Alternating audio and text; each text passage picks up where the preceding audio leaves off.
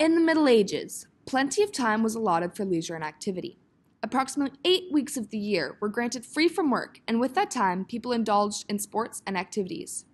At this time, a social hierarchy was in place and determined the groups people interacted with. Peasants and serfs amongst each other, merchants and business owners, knights, vassals and nobles, and royalty.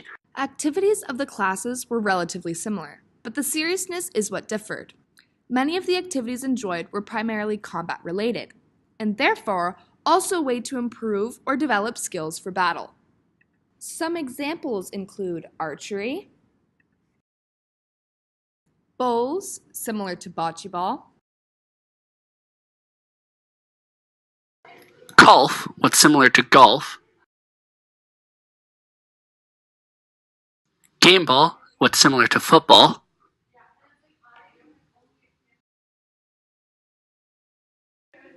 Hammer throwing.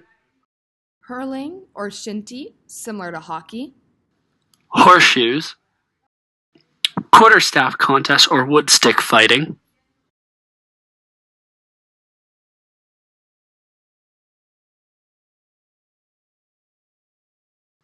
Skittles, which is similar to 10-pin bowling. Stool ball, which is very similar to cricket.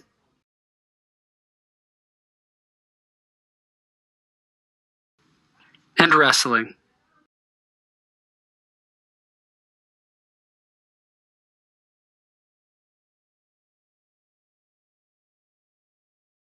Additionally, quintain and pal training were necessary for knights who planned to enter tournaments. A quintain is a dummy used in training for jousting, and a pal was used for sword combat, as a post planted in the ground or a stationary dummy. Peasants and sports. The lower class also played sports for recreational purposes as well as the preparation for war. Similar to ancient Greeks before them, young men would wrestle to enhance their practical physical strength. Additionally, as peasants were often obligated to serve as foot soldiers, the king's army imposed that they partake in sports that could easily assist their skill development regarding combat, and a popular sport allocated for this was archery. An archer's skill set was extremely important for the English army. The King of England, Edward III, made it that every man in the same country, if he be able-bodied, shall upon holidays make use of, in his games, of bows and arrows, and they learn to practice archery.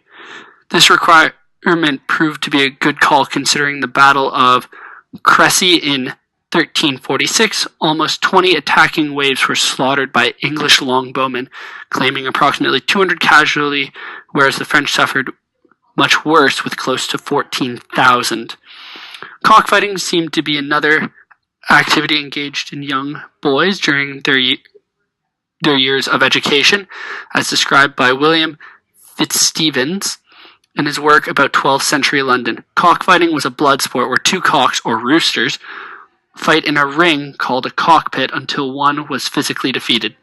In the summer, young men would also partake in track and field events such as javelin throwing and shot put. A popular sport in the winter months was animal baiting.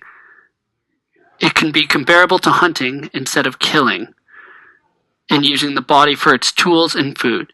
It involved keeping the animal in captivity and using it as an opponent for people to fight. Animals were used primarily bulls, bears, and boars. A form of skating was also fairly popular in the 12th century London, where tied a bone of animal to their foot and they would glide over frozen bodies of water. An activity participated by those of nobility class was falconry. As a sort of hunting with birds, people would capture and train falcons or other birds in places where they had hunting rights. Tournaments also took place as a form of excitement among groups. For the community, the tournament participants were primarily those nobility, knights, vassals, and upperclassmen. These tournaments began to rise in popularity in the high mid-ages, so about 1000 AD to 2000 AD. For the noble, a big wealthy nobles would sort of sponsor tournaments and would be responsible for providing the majority of the purse, a term used for a prize, and it was usually money or a valuable asset. One such event was called melee. The melee was a mock combat for a spectacle with teams of knights against one another. The main idea was not to injure the opponents, but only to disarm or capture them. These rounds of combat would last for hours at a time and proved to be very physically rough, and even accidental deaths were, of course, a huge risk. Tournaments were comparable to festivals in cities, as they had lots of pagan entry, as well as spectators, feasts, dances, and music. The most popular and exciting event was the joust. The joust were matches of two knights on horseback on opposing sides, each armed with a lance and a shield. The two would sprint towards one another with the objective of either unhorsing the other opponent or breaking their lance with the shield. In order to be victorious, one had to break a total of 3 lances or unhorse the opponent. For the victor, winning brought not only prizes but potential fortune, but respect and fame among their community or city. A former additional benefit for the victor was that they could claim the equipment of the losing knight.